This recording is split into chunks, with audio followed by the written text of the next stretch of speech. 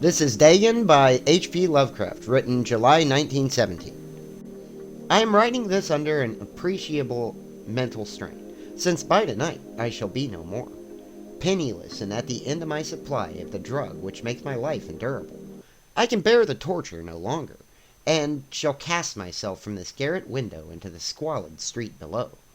Do not think from my slavery to morphine that I am a weakling or a degenerate.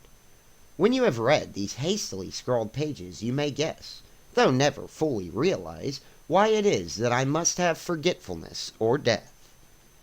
It was in one of the most open and least frequented parts of the broad Pacific that the packet of which I was supercargo fell a victim to the German sea raider. The Great War was then at its very beginning, and the ocean forces of the Hun had not completely sunk to their latter degradation, so that our vessel was made a legitimate prize. Whilst we were of her crew, we're treated with all the fairness and consideration due us as naval prisoners. So liberal indeed was the discipline of our captors, that 5 days after we were taken, I managed to escape alone in a small boat with water and provisions for a good length of time. When I finally found myself adrift and free, I had but little idea of my surroundings. Never a competent navigator, I could only guess vaguely by the sun and stars that I was somewhat south of the equator. I learned that I am horrible with navigation as well. Even on land, I've never been to sea, luckily. Of the longitude I knew nothing, and no island or coastline was in sight. The weather kept fair, and for uncounted days I drifted aimlessly beneath the scorching sun, waiting either for some passing ship or to be cast on the shores of some habitable land. But neither ship nor land appeared, and I began to despair in my solitude upon the heaving vastness of unbroken blue. The change happened whilst I slept. Its details I shall never know, for my slumber, though troubled and dream-infested, was continuous. When at last I awakened, it was to discover myself half sunk into a slimy expanse of hellish black mire which extended about me in monotonous undulations, as far as I could see, and in which my boat lay grounded some distance away. Though one might well imagine that my first sensation would be to wonder at so prodigious and unexpected a transformation of scenery, I was in a reality more horrified than astonished. For there was in the air and in the rotting soil a sinister quality which chilled me to the very core. The region was so putrid and with the carcasses of decaying fish and of other less describable things that I saw protruding from the nasty mud of the unending plain. Perhaps I should not hope to convey in mere words the unutterable hideousness that can dwell in absolute silence and barren immensity. There was nothing within hearing and nothing in sight, save a vast reach of black slime. Yet the very completeness of the stillness and homogeneity of the landscape oppressed me with a nauseating fear. The sun was blazing down from a sky which seemed to me almost black in its cloudless cruelty, as though reflecting the inky marsh beneath my feet. As I crawled into the stranded boat, I realized that only one theory could possibly explain my position. Through some unprecedented volcanic upheaval, a portion of the ocean floor must have been thrown to the surface, exposing regions which for innumerable million years had laid hidden under unfathomable water depths. So the opposite of Atlantis, the land rose from the sea instead of sank into the sea. That's an interesting concept.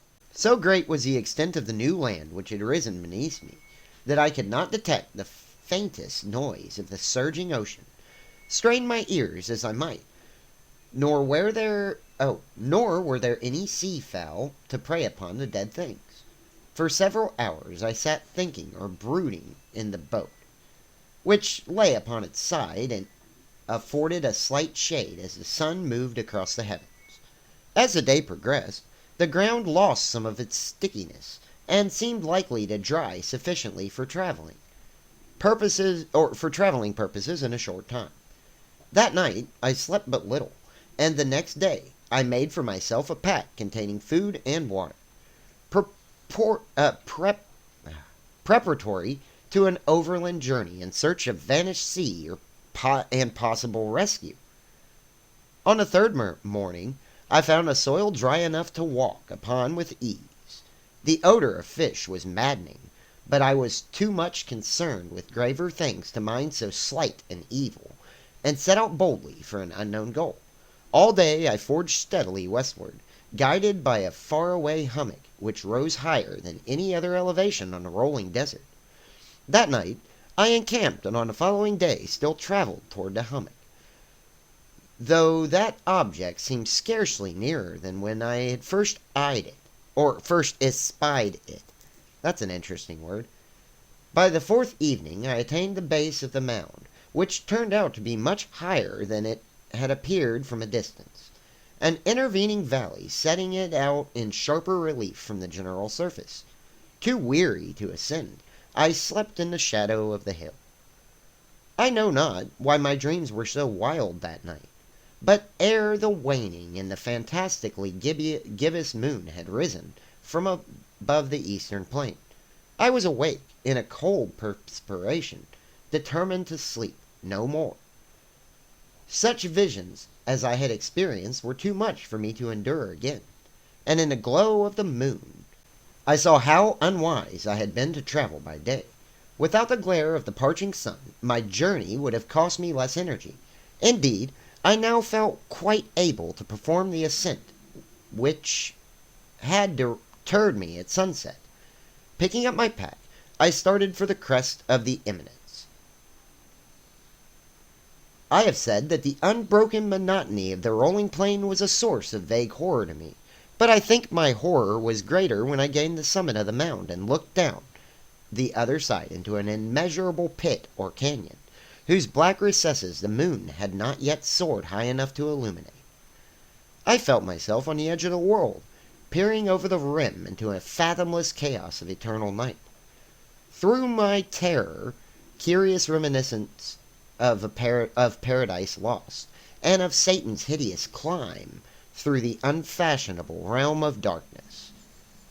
As the moon climbed higher in the sky, I began to see that the shapes or slopes of the valley were not quite so perpendicular as I had imagined.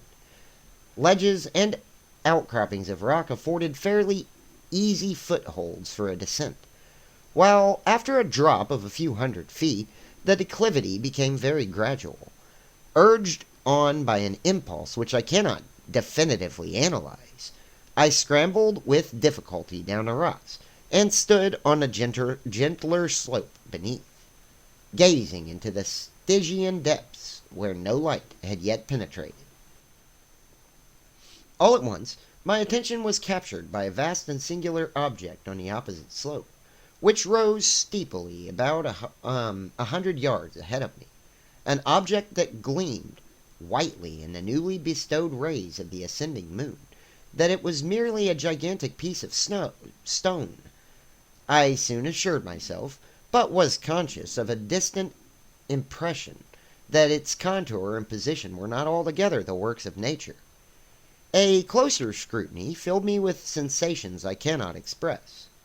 For despite its enormous magnitude, and its position in an abyss which had yawned at the bottom of the sea since the world was young, I perceived beyond a doubt that the strange object was a well-shaped monolith whose massive bulk had known the workmanship and perhaps the worship of living and thinking creatures. Dazed and frightened, yet not without a certain thrill of the scientist's and archaeologist's delight, I examined my surroundings more closely. The moon, now near the zenith, shone wildly and vividly above the towering steeps that hemmed in the chasm, and revealed the fact that a far-flung body of water flowed at the bottom, winding out of sight in both directions, and almost lapping my feet as I stood on the slope. Across the chasm, the wavelets washed the base of the cyclopean monoliths, on whose surface I could not trace both inscriptions and crude sculptures. The writing was in a system of hieroglyphics unknown to me, and unlike anything I had ever seen in books, consisting, for the most part, of conventionalized aquatic symbols such as fishes, eels, octopi, crustaceans, mollusks, whales, and the like. Several chapters obviously represented marine things, which are unknown to the modern world, but whose decomposing forms I had observed on the ocean risen plain. It was the pictorial carving, however, that did most to hold me spellbound, plainly visible across the intervening water on account of the enormous size, were an array of bas reliefs whose subjects would have excited the envy of Dior, or something like that. Think that these things were supposed to depict men, at least a certain sort of men, though the creatures were shown disporting like fishes in waters or of some marine grotto, or paying homage as some or paying homage at some monolithic shrine, which appeared to be under the waves as well.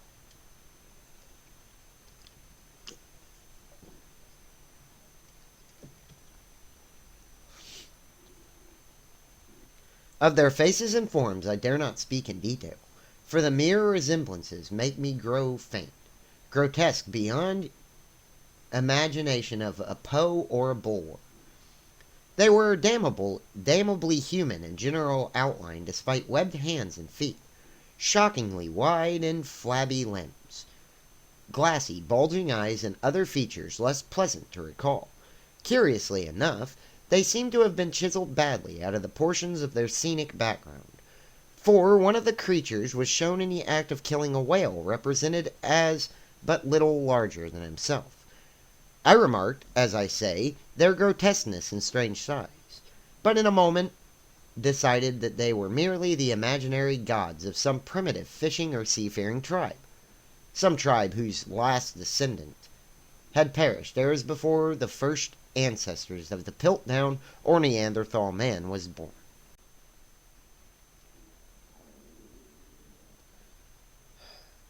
Awestruck at this unexpected glimpse into a past beyond the conception of the most daring anthropologist, I stood musing while the moon cast queer reflections on the silent channel before me. Then suddenly I saw it, with only a slight churning to mark its rise to the surface. The thing slid into view above the dark waters, vast, Polyphemus-like, and loathsome. Polyphemus. It darted like a stupendous monster of nightmare into the monolith, about which it flung its gigantic scaly arms. The while it bowed its hideous head and gave vent to certain measured sounds. I think I went mad then. Of my fantastic ascent of the sloping cliff, and of my delirious journey back to the stranded boat, I remember little. I believe I sang a great deal, and laughed oddly when I was unable to sing. I have indistinct recollections of a great storm some time after I reached the boat. At any rate, I know that I heard peals of thunder and other tones which nature utters only in her wildest moods. When I came out of the shadows, I was in San Francisco Hospital, brought thither by the captain of the American ship, which had picked up my boat in mid-ocean. In my delirium, I had said much, but found that my words had been given scant attention. Of any land upheaval in the Pacific, my rescuers knew nothing, nor did I deem it necessary to insist upon a thing which I knew they could not believe. Once I sought out a celebrated ethnologist, and amused him with peculiar questions regarding the ancient Philistine legend of Dagon, the fish god, but soon perceived that he was hopelessly conventional. I did not press my inquiries. It is at night especially, when the moon is gibbous and waning, that I see the thing. I tried morphine, but the drug has given only transient surcease. Sorry about that. And had drawn me into its clutches as a hopeless slave. So now, I am to end it all, having written a full account for the information or the contemptuous amusement of my fellow man. Often I ask myself if it could not have been a often I ask myself if it had not had been a pure phantasm, a mere freak or fever as I lay sun-stricken and raving in the open boat after my escape from the German man of war. This I ask myself, but ever does there come before me a hideously vivid vision in reply. I cannot think of deep sea without shuddering at the nameless things that may at this very moment be crawling and floundering on its slimy bed, worshipping their ancient stone idols and carving their own detestable likeness on submarine obelisks of water-soaked granite. I dream of a day when they may rise above the billows and drag their own reeking talons the remnants of puny, war-exhausted mankind. Of a day when the land shall sink and the dark ocean floor shall ascend amidst universal pandemonium. The end is near. I hear a noise at the door, as of some immense slippery body lumbering against it. It shall not find me! God, that hand! The window! The window! Alright. Thank you so much for watching and everything. Please like and subscribe. And that was H.P. Lovecraft.